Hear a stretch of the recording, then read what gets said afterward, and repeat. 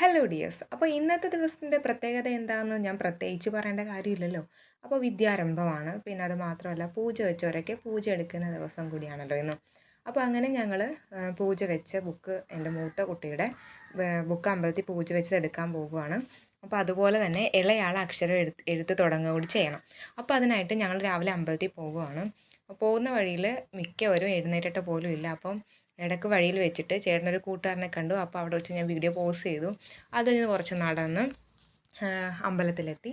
അമ്പലത്തിൽ ചെന്നപ്പോൾ പൂജ വെച്ച കുട്ടികളൊക്കെ ബുക്കെല്ലാം എടുക്കാനായിട്ട് വന്നിട്ടുണ്ടായിരുന്നു. അപ്പോൾ ശാന്തിക്ക് ദക്ഷിണയൊക്കെ കൊടുത്തിട്ട് എല്ലാവരും ബുക്കൊക്കെ വാങ്ങിച്ചു.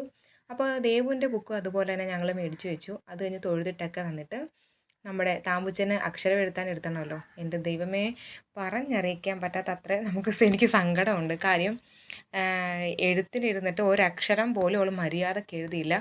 ശാന്തിയും കുഴഞ്ഞുപോയി, ഞാനും കുഴഞ്ഞുപോയി. അവൾ കരഞ്ഞ് കരഞ്ഞ് ഒരു പരുവമായി. പറയാനായിട്ട് വിത്ത് ഗുണം 10 ഗുണം എന്നാണല്ലോ. അപ്പോൾ ഈ കാര്യം ഞാൻ അമ്മയോട് പറഞ്ഞപ്പോൾ അമ്മ പറഞ്ഞത് ഇതേ സെയിം അവസ്ഥയായിരുന്നു ഞാനും അനുഭവിച്ചെന്നാണ് അമ്മ പറഞ്ഞത്. ഞാൻ കരച്ചിലായിരുന്നു. ഈ എഴുതിക്കുന്ന ശാന്തിയെ കണ്ടോ, ഈ പുള്ളിക്കാരൻ തന്നെയാണ് എന്നെ എഴുതിച്ചത്, എൻ്റെ മൂത്ത ആളെ എഴുതിച്ചത്. അതായത് അമ്മയുടെ ഒരു ബന്ധുവാണ് ഈ ഇരിക്കുന്ന ശാന്തി. അപ്പോൾ അമ്മയുടെ വീട് ആര്യാട്, അവിടുത്തെ ശാന്തി ആയിരുന്നപ്പോഴത്തേനും എന്നെ അവിടെ വെച്ചിട്ടാണ് എഴുതിച്ചത്. അപ്പോൾ അങ്ങനെ എനിക്കും എൻ്റെ 2 മക്കൾക്കും എഴുതിപ്പിച്ചത് ഈ ഒരു ശാന്തി തന്നെയാണ്. അങ്ങനെ ഒരു ട്വിസ്റ്റ് കൂടി ഇതിനകത്തുണ്ട്. അങ്ങനെ എഴുത്തിന് മുമ്പ് ആദ്യം അവൾക്കൊരു പെറുക്ക് കൊടുത്തായിരുന്നു. അത് പെട്ടെന്ന് മേടിച്ചെടുത്തു. അങ്ങനെ കരഞ്ഞു കൂവി ഒരു രക്ഷയില്ലാതെ അങ്ങനെ ഒരു വിധത്തിലൊക്കെ ഒപ്പിച്ച് ശാന്തി എഴുതിപ്പിച്ചെടുത്തു. അത് കഴിഞ്ഞിട്ടാണെങ്കിലോ ദക്ഷിണ അങ്ങോട്ട് കൊടുക്കണമായിരുന്നല്ലോ. അങ്ങനെ ദക്ഷിണ കൊടുക്കാനായിട്ടൊന്ന് താഴെ ജന്മം ചെയ്യാൻ നിൽക്കത്തില്ല. ഇവളെന്ന് വെച്ചാൽ ഭയങ്കര വാശിയാണ്. കരച്ചിൽ ഒരു രക്ഷയില്ലാത്ത കരച്ചിലുമാണ്. അങ്ങനെ ദക്ഷിണയൊക്കെ കൊടുത്ത് പിന്നെ എനിക്കും എൻ്റെ ദേവുവിനും എഴുതണമല്ലോ.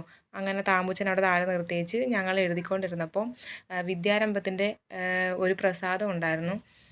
അതെ, ആ കാക്ക ഞങ്ങളുടെ അവിടെ വെച്ചിരുന്ന പഴവും കൊണ്ടുപോയി. ഒരു പയ്യൻ ഓടുന്നുണ്ട്, അവിടുത്തെ കൊച്ചു ശാന്തിയാണ് അവൻ. ഞങ്ങളുടെ അതിൻ്റെ നേർച്ച കിട്ടിയ പഴത്തിൻ്റെ പുറകെ ഓടിയതാണ്. പക്ഷെ ആ പഴം കിട്ടിയില്ല.